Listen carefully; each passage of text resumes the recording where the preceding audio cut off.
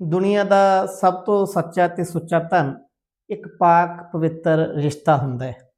ਰਿਸ਼ਤੇ ਇਕੱਲੇ ਖੂਨ ਨਾਲ ਨਹੀਂ ਬਣਦੇ, ਰਿਸ਼ਤੇ ਦਿਲ ਦੀ ਸੱਚਾਈ ਨਾਲ ਬਣਦੇ ਨੇ। ਰਿਸ਼ਤਿਆਂ ਨੂੰ ਬਣਨ 'ਤੇ ਇੱਕ ਵੱਡਾ ਵਕਫਾ ਲੱਗਦਾ ਹੈ, ਪਰ ਜੇ ਰਿਸ਼ਤੇ ਖਤਮ ਹੋਣ 'ਤੇ ਆਉਂਦੇ ਨੇ ਤਾਂ ਪਲ ਭਰ ਲੱਗਦਾ ਹੈ। ਰਿਸ਼ਤਿਆਂ ਦੀ ਬੁਨਿਆਦ ਯਕੀਨ ਹੁੰਦਾ ਹੈ, ਅਤੇ ਜਿਸ ਸਬੰਧ ਵਿੱਚ ਯਕੀਨ ਨਹੀਂ ਉਹ ਰਿਸ਼ਤਾ ਹੀ ਨਹੀਂ ਹੁੰਦਾ। ਰਿਸ਼ਤੇ ਖਤਮ ਕਦੋਂ ਹੁੰਦੇ ਨੇ?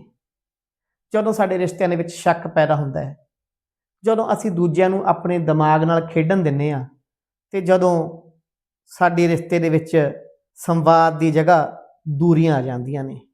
ਸੋ ਜੇ ਆਪਣੇ ਰਿਸ਼ਤੇ ਬਚਾ ਕੇ ਰੱਖਣੇ ਨੇ ਤਾਂ ਵੱਧ ਤੋਂ ਵੱਧ ਕੋਸ਼ਿਸ਼ ਕਰੋ, ਸੰਵਾਦ ਕਰੋ, ਵੱਧ ਤੋਂ ਵੱਧ ਕੋਸ਼ਿਸ਼ ਕਰੋ ਕਿ ਆਪਣੇ ਰਿਸ਼ਤਿਆਂ ਨੂੰ ਸਮਝੋ ਅਤੇ ਸੋਚੋ ਕਿ ਕਦੇ ਕੋਈ ਦੂਜਾ ਤੁਹਾਨੂੰ ਖਰਾਬ ਤਾਂ ਨਹੀਂ ਕਰ ਰਿਹਾ। ਧੰਨਵਾਦ।